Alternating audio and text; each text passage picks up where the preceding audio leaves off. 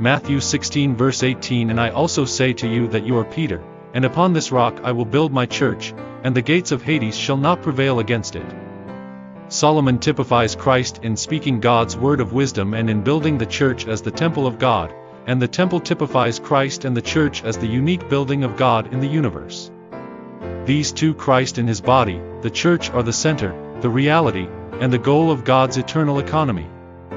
Since Solomon and the temple built by him play the strongest roles in the history of Israel and occupy a wide realm in such a history, they are the strong evidence that the history of Israel concerns very much the fulfillment of God's eternal economy in the Old Testament in the way of typology.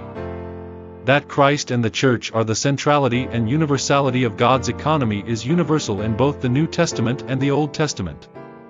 Praise the Lord!